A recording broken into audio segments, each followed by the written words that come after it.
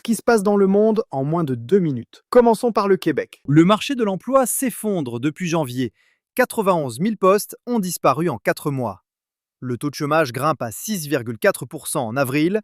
Montréal est particulièrement touché par cette vague de mise à pied. Pour vous, ça veut dire que trouver du travail va être plus difficile cette année. Maintenant, regardons le reste du Canada. Un bateau de croisière contaminé par l'hantavirus inquiète les autorités sanitaires. 10 Canadiens ont été potentiellement exposés à ce virus rare mais mortel. Le navire est en quarantaine aux îles Canaries. Pour vous, ça veut dire une surveillance accrue si vous revenez de croisière prochainement. Les États-Unis.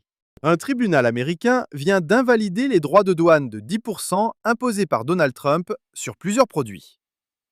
Cette décision bloque temporairement la mesure tarifaire qui devait rapporter des milliards au gouvernement fédéral. Pour vous, ça veut dire que les prix pourraient rester stables quelques mois encore. La France. Le gouvernement français mobilise sa diplomatie face aux tensions au Moyen-Orient. Paris appelle à l'unité nationale pour défendre les intérêts du pays dans cette région stratégique en pleine crise. Pour vous, ça veut dire une vigilance accrue pour les voyageurs français dans cette zone. Un peu plus loin dans le monde.